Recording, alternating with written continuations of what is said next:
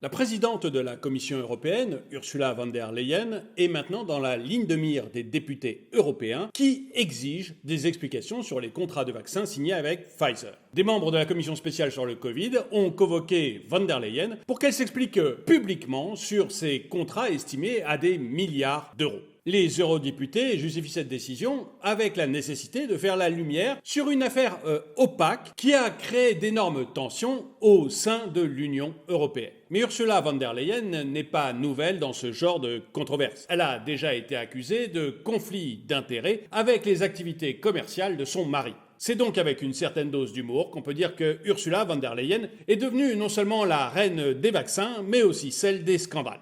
Mais pour vous parler de tout ça, il faut que je vous raconte une histoire. Bonjour et bienvenue dans cette nouvelle vidéo de Draw My Economy. Comme toujours, si vous n'êtes pas abonné, je vous suggère de le faire et de cliquer sur la cloche pour être prévenu lorsque je sors une nouvelle vidéo. Il faut que je vous parle du Parlement européen. Je vous en parle parce que très récemment, j'ai reçu un coup de fil. J'ai reçu un coup de fil d'Alphonse. Alphonse dans le mur, vous le connaissez, c'est un des commissaires européens dont je vous ai déjà parlé ici. Et Alphonse était paniqué dans son coup de fil. Il m'a dit que le Parlement européen voulait la peau d'Ursula von der Leyen. Il faut dire que le Parlement européen, il a beaucoup de choses à se faire pardonner. Récemment, sa vice-présidente a quand même été accusée d'avoir été complètement corrompue par le Qatar. On a retrouvé chez elle plusieurs valises de billets qui avaient été donnés par le Qatar. Alors, sa défense à elle a été extrêmement simple. Elle a dit qu'elle ne savait pas du tout d'où venait cet argent. Bah oui, parce que les billets de banque dans les valises, c'est un peu comme les souris. Ça sort du mur, on ne sait pas trop comment.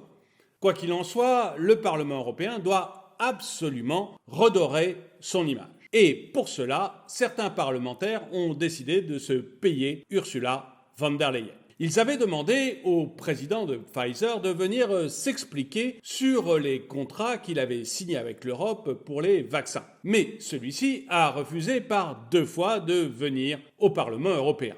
Du coup, les députés ont décidé d'exclure Pfizer du Parlement européen. Les représentants de Pfizer n'y auront plus accès. Le PDG de Pfizer, lui, est à 2 doigts de dire qu'il s'en fout complètement. Sa remarque après ça, c'est de dire qu'il est déçu parce que ça empêchera Pfizer de donner son expertise sur le Covid-19 au Parlement européen. Les députés, peut-être un peu vexés, ont alors décidé de se taper Ursula von der Leyen, au sens figuré bien sûr. Il faut dire qu'Ursula von der Leyen, elle a 2 grosses casseroles qui énervent les députés européens. Vous savez ce qu'il faut avoir fait comme étude pour être homme ou femme politique. Bac chiche plus 3.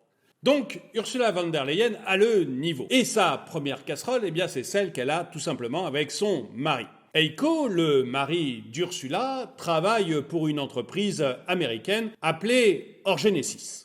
Jusqu'ici, rien n'interdit, tout se passe bien. Mais il s'avère qu'il y a quelques mois, au mois d'octobre dernier, la Commission européenne a donné 300 millions d'euros à une fondation. Et on a remarqué que l'un des administrateurs de cette fondation n'est autre qu'Heiko von der Leyen, le mari d'Ursula. Bref, Ursula von der Leyen aurait donné une subvention de 300 millions d'euros à une fondation dont l'un des administrateurs n'est autre que son époux. Quand ça s'est su, forcément, Heiko von der Leyen, le mari d'Ursula, a dû démissionner de son poste d'administrateur de la fondation. Seulement, il est resté salarié de son entreprise américaine, Orgenesis Inc., qui est elle-même membre de la fondation. Du coup, les députés trouvent assez étrange que le mari de la présidente de la Commission européenne occupe un poste de directeur général dans une entreprise qui elle-même reçoit indirectement des financements de la Commission européenne. Il y a là un conflit d'intérêts selon les députés. Deuxième point qui intéresse énormément les députés européens,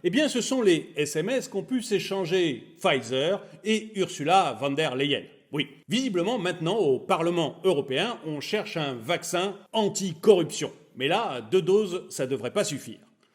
Donc, les députés européens vont interroger Ursula von der Leyen sur ses échanges avec le président de Pfizer. Au début, tout le monde pensait que c'était juste des SMS échangés entre Ursula von der Leyen et le PDG de Pfizer avant de signer finalement le contrat européen qui a fait que l'Europe a acheté autant de vaccins Pfizer pour les distribuer à l'ensemble de sa population. Seulement voilà, le PDG de Pfizer comme Ursula ont refusé de montrer leur SMS. Et ça a nécessairement fait naître le soupçon dans l'esprit des députés européens, et de beaucoup d'Européens également. Qu'ont-ils échangé dans ces SMS pour ne pas vouloir nous les montrer? Est-ce que c'est, comme ils le prétendent, juste des histoires de prix ou de négociations commerciales? Ou est-ce que c'est plus grave, par exemple, des histoires de corruption? Ou même, bien pire, des mises en garde qu'aurait fait le PDG de Pfizer auprès d'Ursula sur des possibles effets secondaires du vaccin. C'est ça que les députés veulent savoir. Est-ce qu'on a affaire à des SMS qui sont juste des échanges commerciaux ou quelque chose de beaucoup